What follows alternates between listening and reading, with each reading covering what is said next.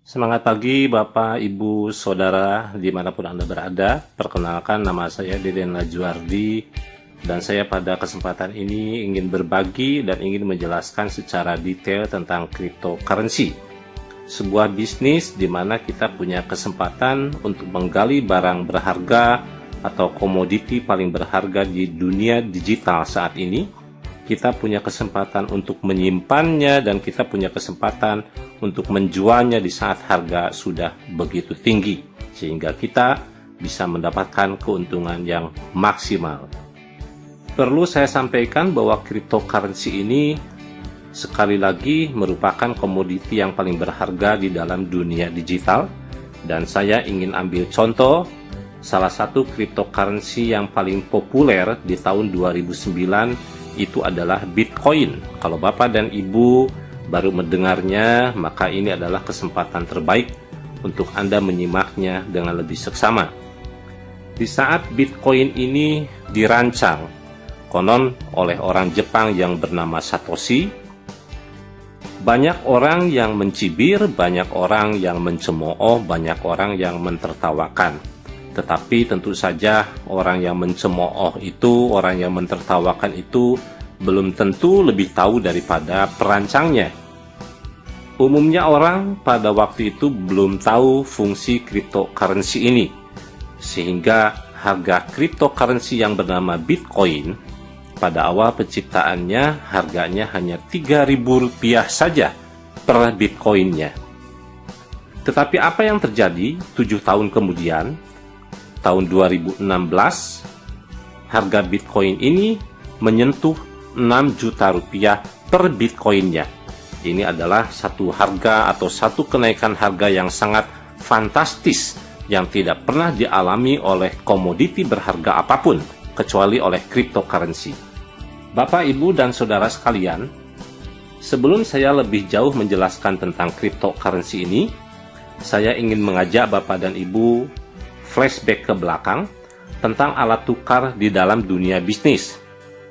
Kita tahu bahwa pada awalnya bisnis itu dilakukan melalui cara barter, karena waktu itu belum ditemukan alat tukar yang memadai. Zaman terus berubah, alat tukar pun mulai ditemukan, mulai dirancang yang lebih baik dan lebih baik lagi. Dan sampai hari ini, alat tukar yang sangat representatif adalah logam mulia emas. Tetapi ini pun tentu memiliki kekurangan tersendiri. Maka mulailah diciptakan uang kertas dan uang logam lainnya. Dan semestinya sebuah negara ketika mencetak uang kertas ini, maka harus menjadi representatif dari logam mulia yang dimiliki oleh negara tersebut. Tetapi pada kenyataannya tidaklah demikian. Coba Bapak dan Ibu lihat sekarang banyak negara yang begitu berkuasa bisa mencetak mata uang dengan secara sewenang-wenang sehingga menimbulkan inflasi. Zaman semakin berubah, zaman semakin berkembang, teknologi pun semakin baik. Dan dengan perkembangan teknologi khususnya internet, maka bisnis pun sudah lagi tidak mengenal ruang dan waktu. Bisnis pun sudah bisa dilakukan antar negara hanya dengan melalui internet. Anda duduk di depan laptop, koneksi internetnya tersambung, Anda sudah bisa melakukan bisnis dengan orang yang ada di negara manapun. Dan tentu saja perkembangan ini menuntut adanya alat bayar yang lebih canggih. Maka mulailah muncul apa yang disebut dengan digital money. Secara tidak sadar, kita pun sudah mulai masuk ke dalam dunia digital ini. Kalau dulu kita melakukan transaksi jual beli, tentu saja pembayaran yang kita lakukan adalah secara cash atau secara tunai, menggunakan uang kertas atau uang logam. Sekarang dengan adanya ATM, dengan adanya SMS banking, dengan adanya internet banking, maka kita tidak perlu lagi membayar secara cash pakai uang tunai. Kita cukup dengan mentransfer digital atau mentransfer angka saja. Nah, di dalam dunia internet pun hal itu dilakukan. Alat pembayaran yang semakin praktis dan murah juga cepat itu sangat dibutuhkan. Maka sekali lagi muncullah apa yang disebut dengan digital money. Digital money yang pernah terkenal 10-20 tahun ke belakang itu adalah apa yang disebut dengan e-gold, dan muncul juga yang disebut dengan Liberty, dan konon digital money ini di backup dengan jumlah emas yang sama, tetapi pada prakteknya digital money ini pun punya masalah-masalah tersendiri. Kelemahan dari digital money ini tidak jauh beda dengan kelemahan uang kertas. Dia bisa dicetak atau bisa direkayasa, angkanya bisa dimunculkan itu secara sewenang-wenang. Melihat kelemahan tersebut, maka para ahli matematis khususnya mulai mengaplikasikan ilmu matematikanya untuk kepentingan bisnis, di mana di dalam satu ilmu matematik ada yang disebut dengan teknologi kriptografi, dan ternyata kriptografi ini bisa diaplikasikan untuk kepentingan mencetak digital money. Sampai hari ini kurang lebih sudah muncul dan sudah digunakan serta sudah menyebar di dalam dunia digital atau di dalam dunia internet 500 cryptocurrency. Dan salah satunya adalah yang paling populer, Bitcoin.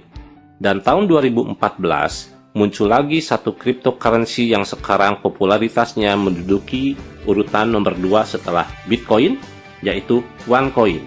Bapak, Ibu, Saudara sekalian, saya mulai masuk kepada penjelasan apa itu yang disebut dengan cryptocurrency. Cryptocurrency ini merupakan digital money yang diciptakan melalui teknologi kriptografi, di mana nilai atau angka yang dihasilkan melalui proses penambangan sehingga sangat aman dan tidak bisa dipalsukan. Juga tidak bisa dicetak sewenang-wenang layaknya uang kertas atau uang digital yang lainnya. Nilai dari cryptocurrency ini ditentukan oleh kekuatan supply and demand, bukan oleh faktor fundamental seperti halnya mata uang kertas. Yang saya masukkan fundamental di sini adalah mata uang suatu negara itu akan kuat atau lebih kuat dibandingkan dengan mata uang yang lainnya, tergantung dari kekuatan ekonominya, faktor politiknya, juga tingkat keamanan negara terkait. Semakin aman, semakin baik, semakin kuat pengaruhnya, maka mata uangnya akan semakin kuat dibandingkan dengan yang lain. Sedangkan cryptocurrency terlepas dari semua itu. Cryptocurrency nilainya akan semakin meningkat manakala penggunanya semakin meningkat. Fungsi cryptocurrency ini secara garis besar ada dua, tidak beda dengan mata uang yang lainnya. Yang pertama, dia berperan sebagai komoditi, barang dagangan, bisa diperjualbelikan layaknya produk, dan hal ini pun berlaku untuk seluruh mata uang di dunia. Anda mau pergi jalan-jalan ke Amerika untuk kepentingan belanja, tentu saja Anda bisa membeli US dollar, dan US dollar di situ berperan sebagai komoditi. Fungsi yang kedua adalah sebagai alat tukar, di mana alat tukar ini bisa digunakan untuk pembelian produk-produk yang dilakukan secara online di internet. Bapak, Ibu, Saudara sekalian, OneCoin ini merupakan cryptocurrency yang berbeda dengan umumnya. Umumnya cryptocurrency dirancang oleh orang yang anonim, sedangkan OneCoin dirancang oleh orang yang jelas identitasnya, yaitu Dr. Ruja Ignatova, seorang wanita karir kelahiran Bulgaria. Dia pun merupakan sarjana hukum, dia magister di bidang ekonomi, dia pun PhD di bidang hukum, menulis tesis tentang legitasi perusahaan di Uni Eropa. Dia pun merupakan konsultan cryptocurrency dan yang lain-lainnya. Dan yang paling penting adalah dia pun banyak menulis beberapa buku tentang cryptocurrency. Sekali lagi, inilah Dr. Ruja Ignatova, pendiri dan owner OneCoin. Kalau Bapak dan Ibu sudah mendapatkan gambaran betapa OneCoin ini merupakan cryptocurrency yang paling berharga, sekarang pertanyaannya secara umum adalah, bagaimana caranya jika saya ingin mulai mendapatkan cryptocurrency? Hanya ada satu cara, yaitu melalui proses mining atau proses menambang. Jangan Anda bayangkan menambang seperti di dunia real, ini tentu saja beda. Menambang di sini bisa dilakukan kalau kita memiliki komputer yang khusus dengan kapasitas yang khusus dan tentu saja dengan keilmuan yang khusus. Tentu ini agak complicated, agak kompleks. Cara yang paling sederhana adalah sesuai dengan perkembangan teknologi, selalu saja ada yang memberikan kemudahan kepada kita, yaitu dengan menggunakan software yang sudah siap pakai. Bapak, Ibu, Saudara sekalian, OneCoin ini memberikan kemudahan kepada siapapun yang mau untuk mendapatkan cryptocurrency. Cara kerjanya seperti apa? Cara kerja yang ditawarkan oleh www.onecoin.eu itu adalah yang pertama, Anda membeli token sebagai alat mining atau alat menambang. Jadi token ini adalah alat menambang kalau dibayangkan atau dianalogikan dengan dunia real, misalnya cangkul lah. Proses berikutnya adalah kita lakukan menambang OneCoin. Setelah kita mendapatkan OneCoin, maka bisa kita simpan dan nanti kita jual di saat harganya sudah tinggi dan memberikan keuntungan yang signifikan kepada kita semua. Bapak, Ibu, Saudara yang saya hormati, bersyukurlah OneCoin ini telah merancang, telah merangkum berbagai macam sistem dalam satu sistem saja. Yang pertama, di dalam satu sistem ini kita bisa menambang OneCoin. Yang kedua, kita bisa melakukan jual beli OneCoin.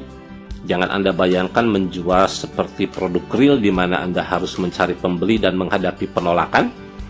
Kalau Anda menjual OneCoin, tidak ada sistem yang menolak.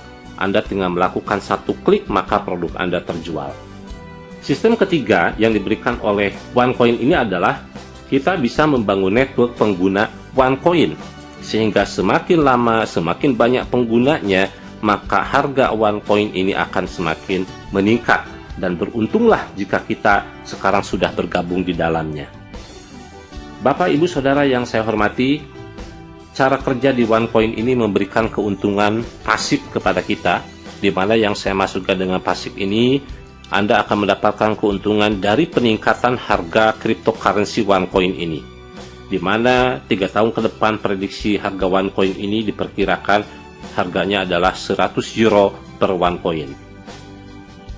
Keuntungan yang kedua adalah berupa active income. Active income ini bisa didapatkan kalau Bapak dan Ibu mulai memberikan pemahaman bisnis ini kepada siapapun.